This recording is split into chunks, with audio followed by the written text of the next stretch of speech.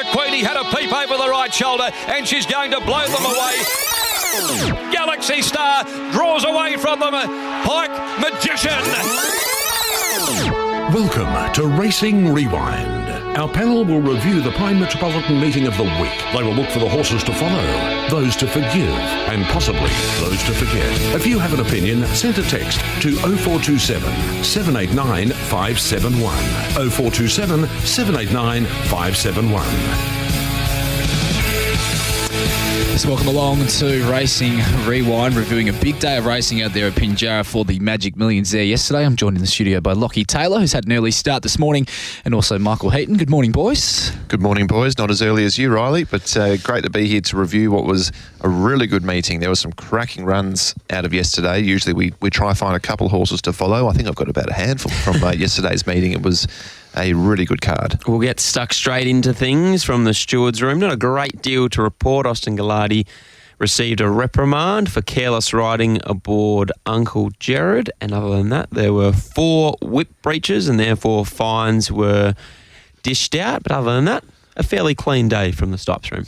And our fingers are crossed here in the studio that we may be able to get Luke Fernie to join us on the program a little bit later on at about 8:45. So we are giving him a little bit of extra time to get ready. But yeah, hopefully we are catching up with Luke after the win of Big Shots there yesterday in the Magic Millions 2-year-old Classic. But we might get straight into things, boys. Race number 1 on the program there yesterday at Pinjarra. 9 races to get through was the Tab Touch Westspeed Platinum Handicap, and this was over the 1,400 metres.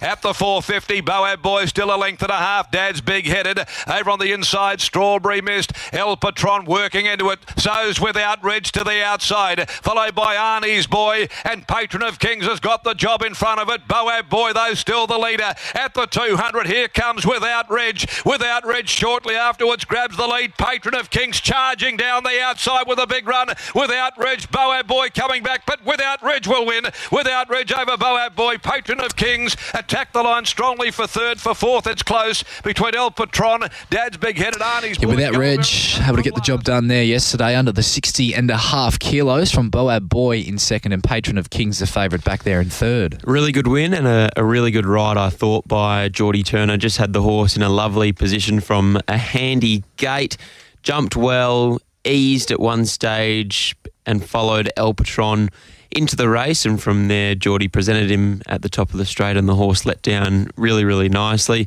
Boab Boy, I thought, had every possible chance leading up the race, but Without Reg was far too good for him.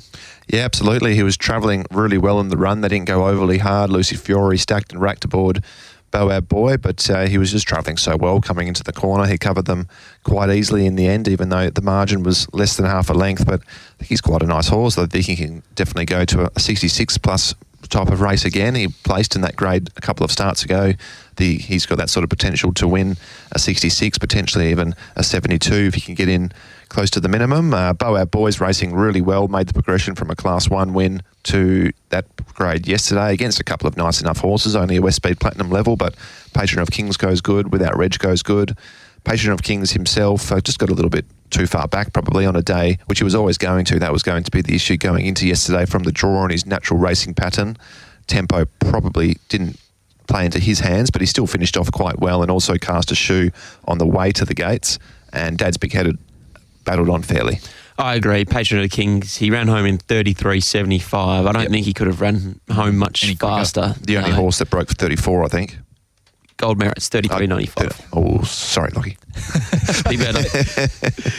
Gold Merits was okay then? Yeah, she was good. She'll go to a mile next start and she won't be too far away. 1:24.77 the time there in that opening event, so you can tell that the tempo certainly wasn't there for those horses that did settle in the back half of the field. Race number 2 on the program was the Geisel Park Best Ever Draft Handicap. This was for the stayers over the 2,000 metres. Steady off heels as well. Manavendra's well back in the field, followed by Acting God, Rationale near enough to last. K-May led at the top of the straight. Tiff's Lad's going much better than it though, and Tiff's Lad ranges up. It hit the front, races about a length and a half clear. Behind them, Captain Bluto trying to lengthen. Thorogood battles away. Tiff's Lad is the leader. Thorogood down the outside. Further back then, Santa Bray, Acting God, Tiff's Lad, Thorogood. Tiff's Lad holding Thorogood at the run to the line, and Tiff's Lad won it. Tiff's Lad beat Thorogood. Flower in the Wind got through the field late to probably grab third after getting held up on the turn. Captain Pluto Santa. Well, they landed some good bets here. In race number 2, particularly one punter with Tab Touch had $950 the win there at $10 on Tiff Slad there yesterday. So that is certainly one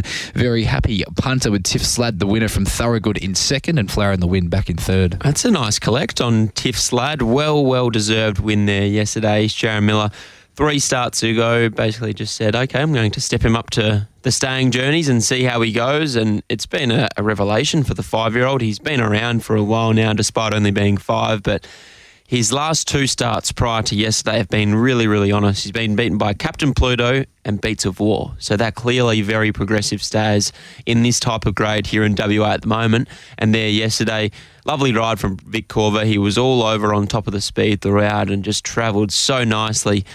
In the run, the 2,000 metre journey just appears perfect for him at this stage of his career. Was able to fend off a very brave Thorogood late, who was stepping out to this type of trip for the first time as well. But all honours to Tiff Slad, I thought he really deserved that victory. Yeah, 100%. He has been knocking on the door with really good performances, just jumped really well, bounced and put himself right there. It's an ugly race though, wasn't it? Yeah. There was a lot happening. I'm not sure if you boys have touched on it this morning, but no Stewards vision from yesterday's meeting. Yeah, I found that interesting. Yeah, there were a few races which I was quite keen to watch because there was a lot of jostling and bustling and things happening in races. This was one of the ugly watches, and especially a horse like Beats of War, who was just pulling his head off in running. He just was over racing really fiercely when the pace came out of it. He drew well, but Brad Parnham had no option but to pop him out and into the 3 wide line. He had cover, but he had just done too much work by then, and there was a bit of Manavendra behind them. Never saw daylight. Flower in the Wind was completely luckless and flashed late to run third. I think should have just about won the race. Captain Pluto probably had a couple of traffic issues as well, so it wasn't an easy watch for a lot of horses in the race, but Tiff Slad's going well, ridden well, and was able to get the job done. It's 2 Saturday wins in a row for Victoria Corver. Her claim finishes in May. Okay. So she's riding really well at the moment.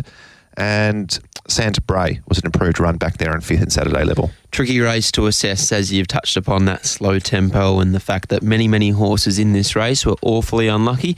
Tricky race to follow moving forward, but well deserved for Tiff Slad and Sharon Miller. Esperance Cup is 2 weeks today. I know Manavendra was heading that way. Beats of War, I'm not sure if he will after that, but Manavendra just went to the line largely untested. You'd think it'd be a nice race though for a horse like a Captain Pluto. Esperance Cup, senior back on, dropping in weight, seeing this is only a 66 plus ratings race. There might be a couple of horses here that could go to that $100,000 feature. 2,000 as well? 2,000 metres, same distance, just slightly higher grade, so they'll drop in weight and for $100,000. So it'd be pretty enticing for these calibre of horses.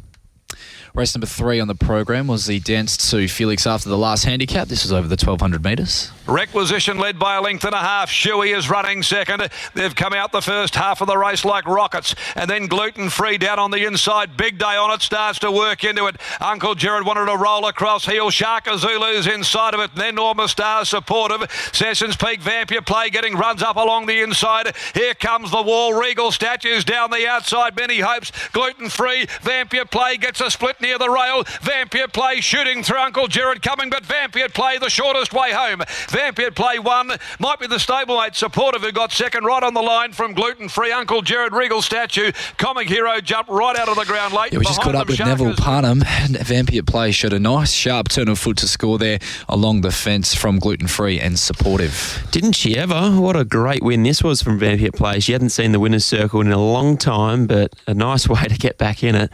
A lovely win. Interesting to note in regards to what Steve Parnham said on Friday morning in regards to her perhaps not appreciating being inside horses, but I like the point Neville made in that while she was inside horses, she still had a fair bit of galloping room, yep. And I think that's why we saw the best of her yesterday. Clearly, if you're able to hold this mare up for one last burst in the final 200, she can deliver like she did yesterday. Really good win. Where my trust levels are with a horse like her are at, I'm not sure, but if she continued to replicate performances like that, certainly won't be a Class 2 mare when she eventually goes to stud. Strong win, but geez, there were some hard luck stories behind her. Uncle Jared, 3 wide, no cover the trip on a strong tempo. Shuey just eyeballed and driven mad the whole way, came again late, beaten only 2 lengths. Shaka Zulu looked the winner really in replay, the way how well he was travelling, then all of a sudden just got chopped out and went to the line untested, defending, never saw daylight either. It's a difficult race to review in a sense, because there were a couple of hard luck stories. Comic Hero even ran home in 33.6. Couldn't have gone much quicker than that and was still beaten a couple of lengths, just the way the race was run. So I think this race will stack up as a bit of a form reference purely because there were some really good runs in behind them that didn't get a whole heap of luck. But Gluten Free was a surprising performance. SP 201 gluten free. Peter Fernie's doing a terrific job with his horses in town at the moment. This mare isn't typically a fresh horse, usually better suited over further, so that's really promising for her preparation. Supportive is going well, ran well, and Regal Statue hit the line as well as anything as well, back there in 5th. But as I mentioned, Shuey was just super tough, how he clawed his way back over the final 100 metres. Comic Hero, Shaka Zulu defending. You could make a case for a few horses. Especially, Loch, I know he's one of yours, but to fight on the way he did first up as well, you'd think there's still a bit of improvement to come with him through the preparation as well? Maybe. Yeah, he could be stuffed for the preparation, to be honest, with a first up run like that. I was very surprised to see requisition in the position he was, and it was unfortunate when he was beaten 2 lengths and had to receive the pressure he did. I thought he was, probably a little unlucky not to go awfully close to winning that race, but continue to follow a horse like Comic Hero. I loved that run there yesterday from that gate. Had no other option other than to go back to near on last, and he settled last in the end, and the manner in which he found the line was really good. Back to Ascot, smaller field next start, maybe even up in grade, down in weight. He'll be awfully hard to beat next start. Shaka Zulu's my follow out of it. He's still eligible for easier as well, even Westby Platinum grade potentially. I think he'll be winning races this preparation. Yeah, and I think throughout the day the theme was the betting told the story with a few of these horses that are going really well but were likely to settle a long way back in the field, and Comic Heroes was one of those. $3.50 out to $5 on start time there, so that certainly punters picked up on that track pattern there at Pinjarra nice and early in the program. Race number 4 in the program was the Thoroughbred Breeders WA Platinum Fillies and Mares Classic, and this was over the 1,300 metres. Followed then by Yarrowlee, the centre a length away. Petula, who's got a back to follow. Then Valsacina strung up near the rail. Harmika back there. Likewise, Dream to Me second from last, and Sapphire Street with a job in front of her. They turn for home. Mrs. Spree, a length and a half clear when they balance off on the outside. Honey Dew, and they're being followed by Mama Tembu, Madame Magic getting up near the inside. Petula under a bit of pressure. Mrs. Spree still in front with 100 left to go. Mrs. Spree now. Petula starting to dig in. She's coming, and so Sapphire Street. Petula hits the front. Mighty win. Petula got there, the favourite in the last stride. Petula has won it from either Mrs. Spree or Sapphire Street, who finished off with a barnstorming run. Behind those then Madame Magic. Petula, the winner there. Also it's a terrific ride from Pat Carberry, 3 deep with cover to get the job done for this Simon Miller trained galloper. Mrs. Spree, a fantastic run there from the top in second, and Sapphire Street back in third. Really well placed. Petula, a last start listed winner in the Breeders' Classic down there at Bunbury, back to a 66 plus. Hard to believe she only carried 58 kilos there yesterday. Lovely ride from Pat Carberry. I think he's really gelling with this filly this time in, and the penny appears to be dropping. Settled 3 deep with cover throughout. Pulled her out at the right time, and from there really found the line well ahead of a very, very brave Mrs. Spree, but all honours to Petula. She's clearly going to continue to go through her grades. Where she goes to next, I'm not sure. It's going to be, I guess, a little bit of an in-between period for a filly like her. Simon Miller did potentially throw up the option of a Joey, but that's still going to be much, much stronger than beating Mrs. Spree in a 66 plus, so that might be a bridge too far in my opinion. What about those fillies and mares races? The Sheila Gwynn, Marjorie Charleston wouldn't be too far away, would they? I wouldn't have thought so. Yeah, I would have thought that would be the logical option now that she's got that black type on her with the stakes win. I think those races would be, I'm pretty sure they're set weights and penalties as well, so I think that'd be awfully suitable for her. Mrs. Spree was outstanding. Maiden grade to a 66 plus fillies and mares race with a last start stakes winner and a last start stakes place getter either side of her. That was a great effort. She dictated terms and she was able to get it cheaply in front, but clearly she's got a high level of progressiveness, and she looks a really exciting filly moving forward.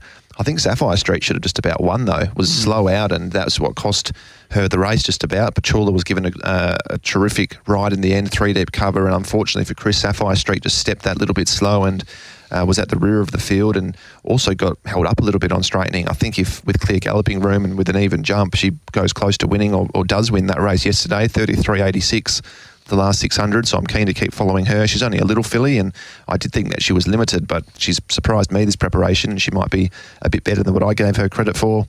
Outside of that, Rylie and Madame Magic were even runs, and Valsacina didn't get a huge amount of daylight in the straight, but was only fair still. And I think you said yesterday that Honeydew probably didn't handle the backup. No, not at all. I think she'll go out for a little break now, and then we'll get her ready for Belmont, and that's where we generally see the best of her. It wouldn't surprise me if she can win a really nice race when the sting's out of the track.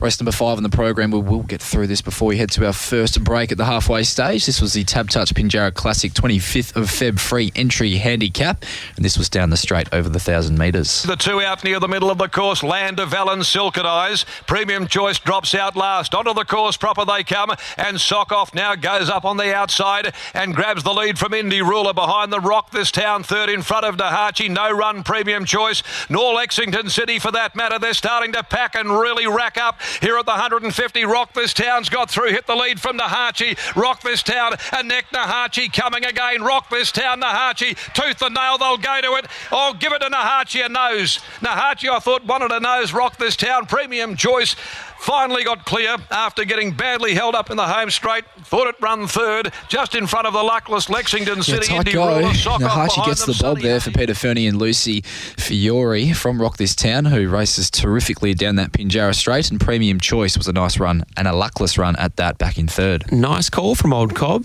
He called the photo finish. It was nice and tight, but Nahachi along the inside was able to get the bob ahead of Rock This Town. I thought it was a really interesting insight post-race from both Peter Fernie and Lucy Fiore, in that when this horse sees daylight, he just wants to run. So it's so important that he gets cover for the first half of his races, and that's exactly what occurred there yesterday. He just had the perfect run.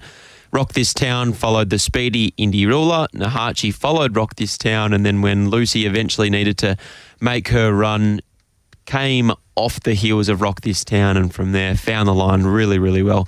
The second horse was awfully brave, hardly anything in it, but Nahachi good enough to get the bob, and it was a great win.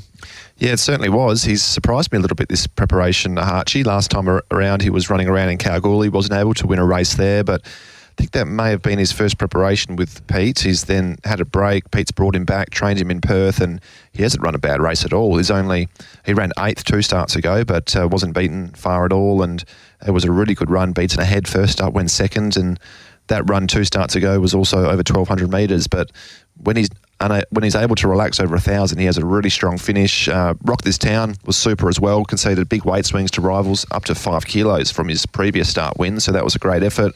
Premium Choice was unlucky, held up at a crucial stage, 33.13. She ran home in still and was beaten a length. So she's going, I should say, I think it's a gelding, is going particularly well at the moment. And geez, didn't Indy Ruler show some speed? Barrier 1 down the straight, but crossed them with ease to find the outside fence, and stepping up from maiden grade to a 72 plus. He's going a lot better than his York victory last preparation. Yeah, he certainly is. I'm not sure what Luke Fernie does with him moving forward. I think he has the scope to run 1,200 metres. In fact, he's won at 1,200 twice already, but he's just so fast, and we've seen throughout this campaign he really needs a horse to be able to guide him around that corner. Now he's going to have to go back to Ascot. I think Luke will just have to keep him to the 1,000-metre journeys because he's just too fast for any horses over 1,200 or further. I think Lexington City and Sunny Honey were good runs as well. Lexington City found a few traffic issues in behind them, and Sunny Honey was on the inside, less favourable part of the track, but was making some late ground.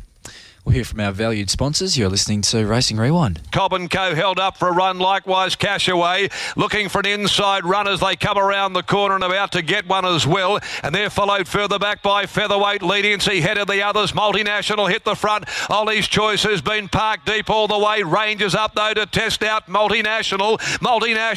Ollie's Choice toe-to-toe with 100 to go. Multinational coming back. Ollie's Choice will not lie down. Ollie's Choice, Multinational. They'll go to it. Bob of the heads. Multinational or Ollie's Choice could go either way. 2 lengths behind them, featherweight Bruce Almighty, and they're never sober. Certainly was a bob of the heads. Multinational got the bob, though, at the right time. The winner there from Ollie's Choice, who was massive in defeat, it's fair to say, in featherweight. A nice run back there in third, gents. Absolutely. Well summed up, Rylie. But first things first, we'll touch upon the winner, Multinational.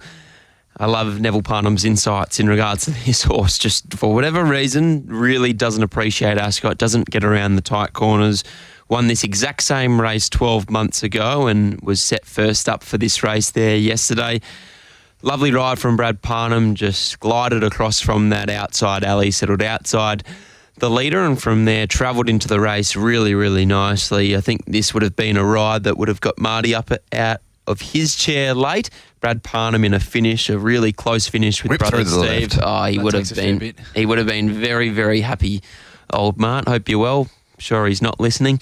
But Multinational, good win. That was his 6th career win from only 22 career starts. So for mine, whilst he was an 80 rater going into yesterday, an 84 rater coming out of yesterday, I still feel like he has some level of progressiveness about him. And interesting to note that Neville potentially threw up a race like a Bunbury Stakes for him. Yeah, I think he's got that type of progressiveness about him. He's a ripping type of a horse, isn't he, too?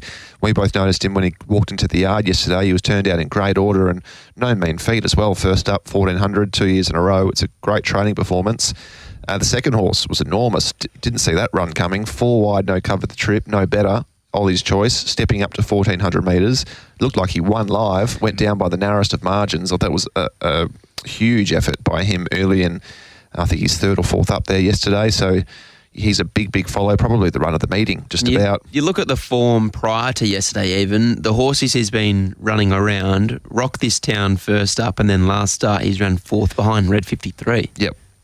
And he was on the inside pad that day, which wasn't the place to be, so it was a better run than Red on paper. I was about to say, it sort of further franks that form on the 3rd of Feb earlier this month of horses that were on that inside pad at Ascot, which clearly wasn't the place to be on that program. 100%. He's a monster of a horse too, so perhaps having clear galloping room, perhaps not that much clear galloping room, but just being in the clear helped him a little bit as well. He does wear that crossover noseband and tongue tie as well, so probably helps his breathing somewhat. Featherweight's been tracking really well without winning this preparation. He hit the line as well as anything yesterday. I think there's a win in him not too far away. Bruce Almighty's always serviceable, and Super Session looked a bit of a risk yesterday, but he hit the line brilliantly, I thought, for considering the way the race was run and where he had to settle in running. I think he's the similar sort of type of horse as Multinational. I wouldn't be surprised if he can get to that perhaps lower stakes type of level Super Session. I think has that type of ability. And poor old Cop & Co. He's had a pretty rough preparation and he didn't see much daylight again yesterday. The only other horse I wanted to touch on, actually 2 in fact, Resonator was the horse I tipped. Under heavy pressure on straightening, the horse that sat outside him won the race, so he's went a lot below what I was expecting him to after what was a huge first up run, so perhaps that's just flattened him somewhat. And I noticed that he's a 2-time, I think he's 2 for 2 on a heavy track. Yep. So potentially he can be put aside for a little while and bring him back for winter. And I think of what we saw first up, he can certainly be winning races. And Cashaway had some traffic issues, but only fair late once he got out. Yeah, that was one off the text line here, boys. Hey, good morning, boys. Do I remove Cashaway from the black book or give it one more chance from Greg?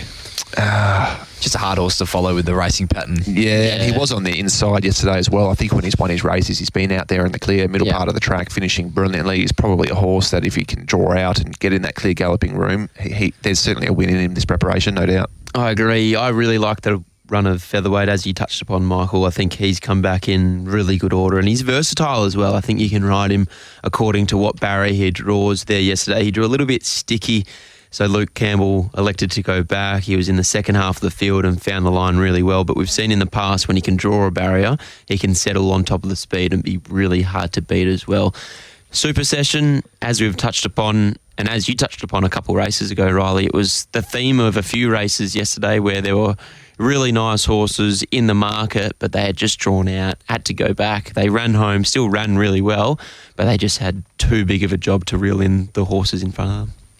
We can move on to the first of the two Magic Millions features out there at Pinjarra yesterday. Race number 7 on the program was the 3-year-old trophy, and this was over the 1,200 metres. Leading Taddy led a half a length on Salt Lake Shake. In behind them, next of all, Snow Prince looking for an opening to the outside. Bondi Bubbles guarding Heaven. Storm Chasers back behind those, trying to thread its way through. Not getting a lot of room though. Leading Taddy at the 200. Leading Taddy with a kick, led by a length and a half. Here's Bondi Bubbles down the outside. Storm Chaser still trying to get clear. Leading Taddy. Bondi Bubbles. Bondi Bubbles leading Taddy. Bondi Bubbles. Bondi Bubbles has won again. Flashing Siberian Siren right down the outskirts late. Made it very tight for the minor placing with leading Taddy. In behind those, next of all, Shooting Spirit, guarding Heaven, Storm Chaser. We spoke to David Harrison a little bit earlier on the aftermath, Lochie, and what a preparation it has been for Bondi Bubbles, going from a maiden victory, working all the way through to a 70-plus victory at Esperance, now to a Magic Millions WA 3-year-old trophy, winning there yesterday from Siberian Siren. A really nice run in second and leading Taddy back in third. 7 in a line and culminates in a Magic Millions 3-year-old trophy win. Not to mention the fact that this is an all-ladies owned horse as well, so another $25,000 on top of the $137,000 he won yesterday. What a preparation he's had. Well-deserved break now. Hearing David Harrison's sentiments earlier this morning with you and I, Rylie, but what a prep and what a ride from Paul Harvey, Michael. That was vintage Paul, wasn't it? Sticky gate, 1 out, 1 back, lifted over the final stages.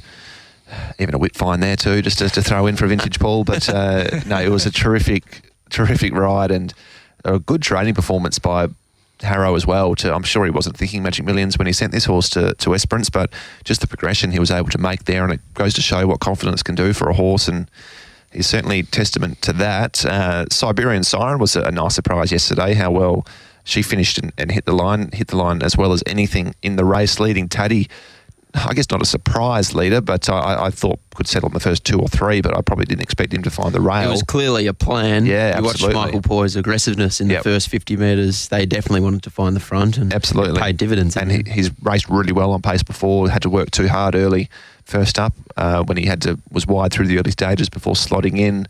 Guarding Heaven ran a nice 4th, but I guess the big talking point, Storm Chaser firstly, $1.60 favourite going into yesterday. Initially, I thought he had some traffic issues and he may have maybe initially on straightening, but his final furlong was probably only plain, to be fair. I agree. Yeah. Eventually, when he got clear, I thought he only found the line okay. We've seen him be held up for a run and really find the line well. I think it was only 2 starts ago, yes, when he won at Ascot, he came from well back in the field to beat Hanchy to flash late.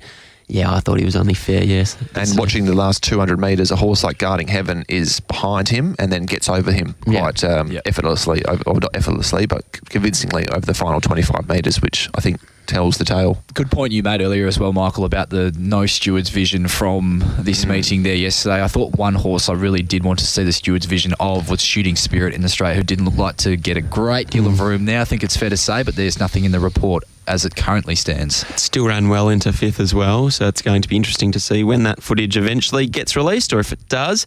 Another 2 horses that I'd like to touch upon is a Rocket Juice.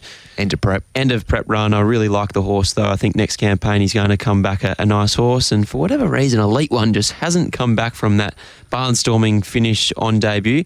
Not sure what Simon Miller and connections do with him now. Actually ran home the second fastest closing splits, Elite One, but yeah, I agree. Just isn't showing the same as what we saw as a juvenile. Let's listen to that finish of yesterday's Magic Millions WA 2-year-old classic, and we'll be catching up with Luke Fernie very shortly. He sits up on now the village. He takes a breather, led by 2 lengths. Running second is One More Too Many. Golden Veil around the outside goes up now in front of Define Beautiful. London's Image down near the inside, coming into the home corner, and they're being followed further back by Angel's Impact. Homeward bound Sinful Living kicked off the corner at the 275. Sinful Living about 2 lengths to One More Too Many. Golden Veil can't go on. It's still Sinful Living, and Big Shots now gets into the clear. Here comes Big Shots. Big Shots ranges up. It hit the front. Big Shots kicks away. Down the outside, Maddie Girl with a brilliant run, but Big Shots is home. It's Big Shots. Big Shots has won the Magic Millions from Maddie Girl, and Angel's Impact close up. Also there, down the outside, Elite Missile, a big run from Define. Beautiful battle. It was Big Shots there yesterday in the Magic Millions 2-year-old classic, bursting through to win. And we're joined by Luke Fernie on the program this morning. Luke, a very good morning to you and congratulations there yesterday. Hey boys, thank you very much. Morning, Luke. Congratulations on yesterday's big win in the WA 2-year-old classic. What were you thinking from the 3 weeks between Big Shot's last start? He obviously was very brave behind a progressive filly in Glasgow Lass. What were your thoughts and also Chris's thoughts heading into yesterday's big feature? We're pretty confident going into yesterday because I think Mitchell's horse was quite a good Glasgow Girl, and we sort of set the plan out to go 3 weeks between runs. We started him off a 10-day backup to try and knock the over racing out of him so he could sit back and probably do a little bit tough for a couple of weeks, and then we're backed off him and let him do his own thing, and worked out a treat as of yesterday. And the visors going on, Luke. Good morning to you and well done. What was the theory behind the visors going on? I've done it once with a horse called Ripcord, so I thought I'd do it again. I don't even know why, but I just done it and it works good, so I'm going to keep doing it. I remember when you initially made that gear change with Ripcord, you worked him in the visors and you said this horse worked as good as he ever has. Did Big Shots, did that have the same effect for him behind the scenes as well, or did you not even put the visors on prior to yesterday?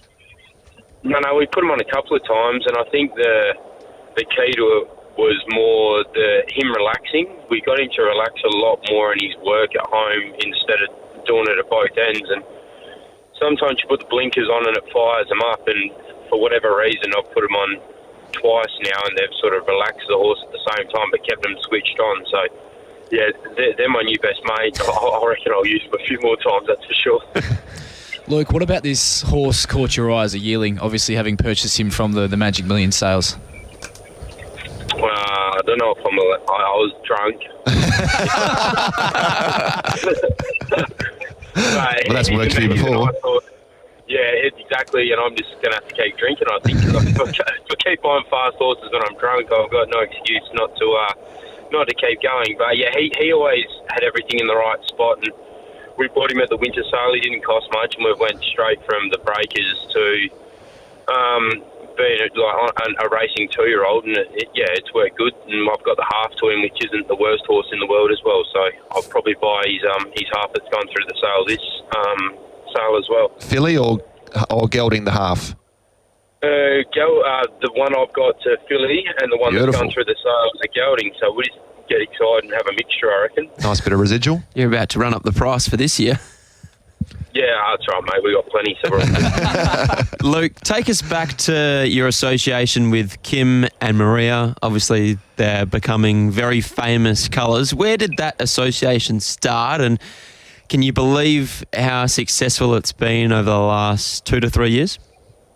Yeah, it's unbelievable. They're like second family to me. I speak to Kim on the phone every day. I speak to Maria on the phone every day, and it's just they're a massive part of my life, massive part of the WA racing, really. And Kim and Maria both wanted to be involved in the racing industry, and you don't imagine it to go as well as what it has, but we're kicking a few goals at the moment, and as long as it keeps going the way we're going, we're going to have plenty more winners like yesterday, and hopefully we can buy some more fast ones, that's for sure. So just on Big Shots, what's the plan now? He's been up a little while. It's been a good training performance. He had that little bit of a freshen up going back to prior to 2 or 3 runs ago now, but he's still been in work a fair while, I'd say. Do you push on to those features in autumn? It has been a good training performance, you're right. I actually don't know, to tell you the truth, mate. We'll try and obviously get into a Magic Millions, but a Caracatta. But yep. if it happens, it happens. If not, there's a few more horses in the pipeline that might be a little bit smarter than him, but we got to give him every opportunity to get to that stage, and he's earned his chance to have a throw at the stump. So we'll just wait and see how he pulls up and go from there. And a word on Storm Chaser. What was the fallout of yesterday, and what were your thoughts? Very disappointing. I wasn't overly happy when he got rolled yesterday. I suppose his last 2 runs been below par compared to his runs over the carnival, and we'll just chuck him in the paddock now. He's a good horse. He's going to be in big races with time. We'll just give him a break and let him do his thing. And I reckon, after a nice long break, he's going to come back a really nice horse, and we'll just sort of get a red pen and a ruler and put it through his last 2 runs and build from next prep. And Luke, speaking of those colours you are now so well associated with, you would have been thrilled with the run of Mojo's Luck there in the last yesterday, despite the track pattern being against him. Yeah, nothing sort of went his way, and he's one of them horses, like I said, to Diggers on Friday. He just needs everything to go his way, and with a bit of momentum and a little bit more speed on, he probably finishes a little bit closer, but I think he's in a really good headspace, and going forward, he's going to be, he's a horse to watch this prep for sure. A big week upcoming with the sales on Thursday and Friday. Luke, you've already been really active on the East Coast at their respective sales. How many would you like to come home with after Thursday and Friday? I'm not entirely sure. That'll depend on how many stubbies I have as well, to be fair, but we're obviously going to have a crack and try and put a few more in the stables. It just depends if the penny falls our way, but there's plenty of nice horses out of Magic Millions, and we'll be doing our best to try and add a few more, that's for sure. Couple of lemon iced teas today just to end the weekend with? I actually forgot I was going on the radio with you, and my phone woke me up to you guys ringing, so I've had a few last night. I think we'll be topping out, that's for sure. Well deserved. Luke, congratulations once again there on the win of Big Shots yesterday, and enjoy yourself up at the Swan Valley a bit later on this week. See you, boys. Enjoy. Luke Fernie joining us there on the program. Always good value. Absolutely. 2 Magic Millions already, Luke's won, and in the last 3 years. Still in his 20s. Yeah. He's doing a wonderful job, and as you mentioned there, Kim and Maria have become mainstays in WA racing now. Those colours have been very, very prominent in a lot of big feature races now, and of course Ripcord flying the flag, but that's another feature race win, and I think we have some beaten jockeys to listen to now. To the race itself now, the 2-year-old classic. Here are those beatens from yesterday. London's Image, Troy Turner. Yeah, she sort of travelled up okay, but just didn't finish the race. Sinful Living, Clint Johnson Porter. Yeah, it was a brave run. Look, if it was 1,000 metres, I'd win quite easily, but 12 just sees her out a little bit. Craig Staples, Battle Commander. Yeah, had a tough run from the wide barrier, run a pretty good race. Jason Whiting, what you got? Yeah, no, it's sort of laid out, never really travelled in the runs, probably just may have had enough. Lead missile, Brad Parnham. Yeah, look, he ran well, but he's got 3-year-old written all over him and probably needs a bit further. Smart Shadow, Victoria Corver. Yeah, not a bad run. I think she'll improve over further. Kishore Duran, Angels Impact. Oh, very good run. He probably needs a run, and probably next start he should be really good and fit. Define Beautiful, Lucy Fiore. It's a really good run. She probably jumped a bit too fast and she put herself in a good spot, but it's probably just a bit close for her. Just not a lot of room for a big raw filly like her up the straight, but I think she'd got a bit more room. We would have seen more. Golden Vale, Holly Watson. Yeah, look, things didn't go our way. One more too many, Lecter Romoli. It was a very good run. Had to work quite a bit to get where I was, and the horsemanship really good. Stephen Parnham, Maddie Girl. I'm very proud of her effort. She drew the outside, so we were forced our hand how to ride it today, and the way the track's playing, it didn't really suit us, but we rode it for luck, and when she found the room, she really pinged hard. I thought she was going to win it for a stride, but proud of her effort to run second. I'm sure Diggers would have been very proud of her effort there yesterday as well, running into second. Maddie Gill, that was a terrific performance, and Angels Impact. So for mine boys, look, the winner at the top of the straight was still a good run in third. Absolutely. We'll touch upon the winner firstly. Big Shots, outstanding. Just a really dominant performance and a lovely ride from Chris Parnham, I thought this was just about ride of the day territory from Chris in the biggest race of the day. Was in a tricky position probably halfway through the race, in between horses, but from there the race just played out so nicely for him. He found the gaps towards the inside of the track, followed Define Beautiful into the race, and then I guess Define Beautiful went out and Big Shots went in, and from there just found the line really, really well without, obviously Luke doesn't quite know at this stage where we'll see him next, but you'd think he'd take the general progression towards a Karrakatta, culminating in a Perth Stakes, a Karrakatta, and then a Size. I think a Size would suit him, the way he runs through the line. And for a 2-year-old, you don't often see that in between horses back in the field, how he just exploded through the gap. Typically, they'd have a little bit more galloping room or be leading, and the way he finished off was super, super impressive. The second horse, Matty Girl, I did not see that coming. 40-1, has been leading her races. Plan was to go back yesterday after drawing the extreme outside. Did that. You have to watch the replay and watch Steve Parnham in the first 50 metres. He Good ride. Anchors her and gets her straight back in between horses to ensure that she has nowhere to move, nowhere to over-race. Doesn't Stevie know how to bob up in a big race? Yeah. He's just got a terrific knack for that. But that was just about the performance, or surprising performance of the day for mine. Matty Girl, Angel's Impact is a really nice horse, I think. The way he finished off, he's got Size written all over him. And Define Beautiful, really nice filly, big, leggy, cracking type of a horse, and just couldn't really get that room that she needed. I thought it was an outstanding effort. She had Golden Veil to her outside, who you would have thought probably would have gone a bit further, but just had a tough run and had nothing more to give and just put Lucy in a bit of a pocket. But when she found that split, her last 100 metres in particular was really, really strong. I think she's a Karrakatta and Size filly in time. Interestingly, Sinful Living, who led the race, they went almost 8 lengths faster the first 600 metres than Requisition and Shuey earlier in the day. To the eye, you would have thought they absolutely motored faster than anything, Requisition and Shuey, but Sinful Living went even harder. So I think she's just a 1,000 metre, 1,100 metre type. It wouldn't surprise me to see her bob up in a Supremacy or a Jim Crack over that sort of distance. Oh, 100%. Bouncing straight to the front, leading and being able to just control proceedings over 1,000. We've seen how professional she is.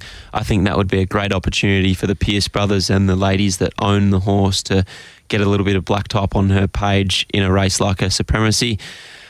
Also must be noted that Matty Gill won the ladies bonus whilst running second, so big payday for those connections. Simple Living would have got the second prize, and I think London's Image would have got the third prize. Yep.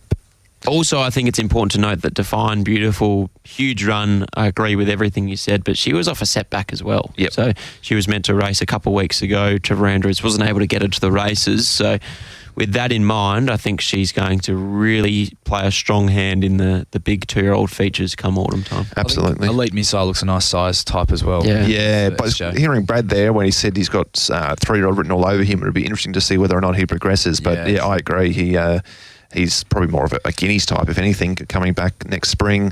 The favourite, Golden Veil, have to touch on, $1.95. I guess the issue going into yesterday was the map, was where she was going to be able to land in the run, and just didn't go their way in the end of it. No. Do you think she raced a little bit flat? She showed such good gate speed last start, and I've been watching this first 100 metres of the race, and I just don't think Holly had the same horse underneath her that she did last start when she was so dominant.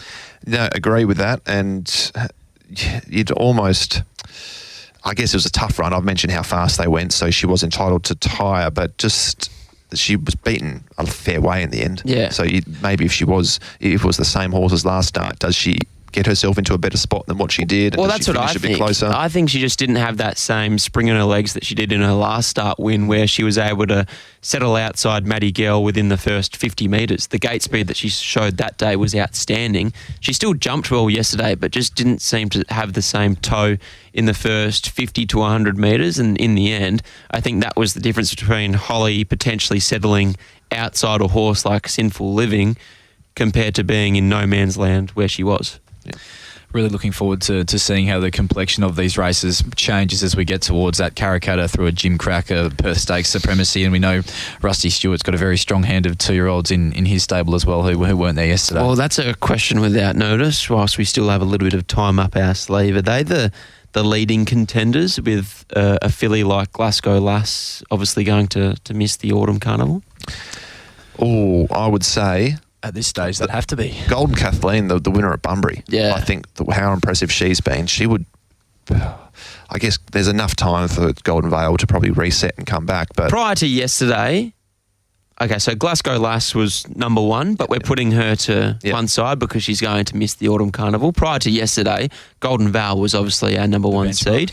I think she needs to slide down after yesterday, but can still bounce back, as you said. So Golden Kathleen, she might be our number one seed, followed by a Big Shots, and then maybe the 2-year-old Golden Val. Yeah, I'll go with Golden Kathleen at this stage. So the Gym Crack is on Saturday, April 6th, and you would think that the Supremacy is a fortnight prior to that. So we've only got, doing this on the run, we've got 1, 2, 3, 4. We've got about 5 weeks until the Supremacy. So perhaps a filly like a Golden Vale would maybe have a couple of weeks off and go to the Gym Crack first up, and then a Karrakatta second up, but it'll be interesting to see how it all works out. Final race on the program there yesterday at Pinjarra was the Tab Touch Pinjarra Cup 24th of March handicap, and this was over the mile. And the last couple included Mojo's Luck, Blue Cheyenne dropped out, coming to the turn. Snazzler slipped a bit of leather, races to a clear lead, 400 to go, shook them off and has gone for the judge. At the top of the straight, Snazzler's in full flight, led by 2.5 Oceans Are a Premium Girl now starting to wind up down the outside. Then Jelly can run Nero King. Further back, Mojo's Luck. They've got to Snazzler. Premium Girl hits the lead. It's Premium Girl. Nero King's in pursuit. Then Kia Ora Jewel. But here comes Premium Girl with another win. Premium Girl in white hot form beat Nero King. Third, Kia Ora Jewel.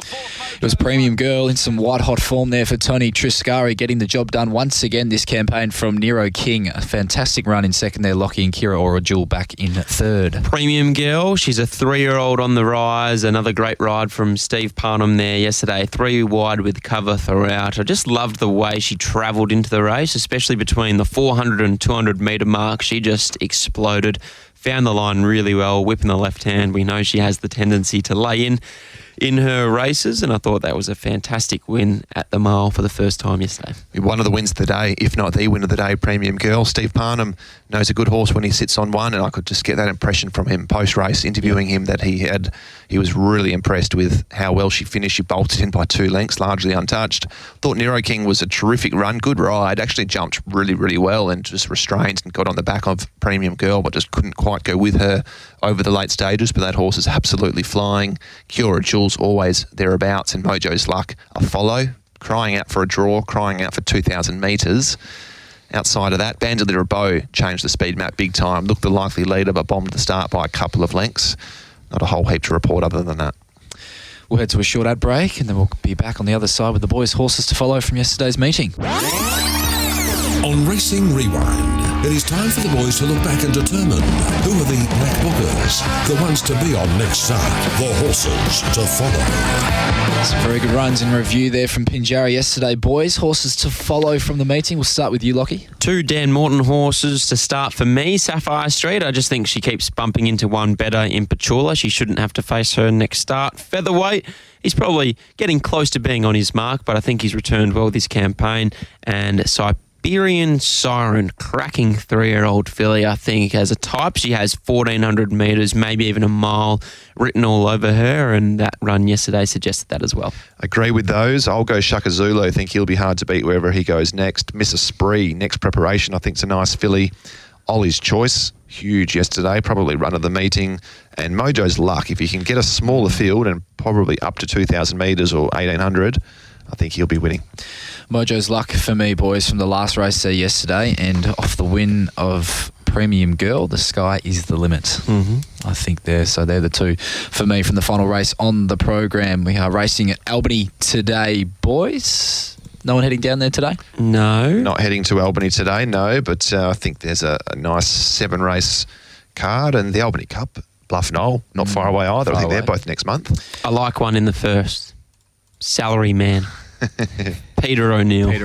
And he's had his absolutely tuning in at the moment. He's a very, very nervous man this morning. I know that for a fact. 5 into $3.40. Pete's money is on. He's got his bet on too. That's remarkable. But no, best of luck to Pete with Salary Man this afternoon. It's been a long time coming there with getting this horse back to the track. So And Oxbridge, I think, would be hard to beat race 5. Yep. What does the week look like, boys? Heading into the sales, obviously both heading out there Thursday, Friday this week. Yes, be very, very hot. And just a nice little 12 racer just to warm up on the Wednesday as well. Yeah. Just a little 12 racer. Yeah, Have you checked the forecast, Michael? No, don't tell me. What is it? I actually haven't checked. I was hoping. No, I think Wednesday's okay. Monday and Tuesday need to get in the bin. The one good thing is that 32 on Thursday for day one of the sales. That'll be a nice little reprieve for the horses, participants, and everybody out there at Magic Millions. Nice little ease into the 2-day festival up there at the Swan Valley. Thank you very much, boys, for joining me on Racing Rewind this morning. I'm handing you over to Leia Ernest after the news to take you into race day here on TAB Radio. It's been a pleasure having your company this morning.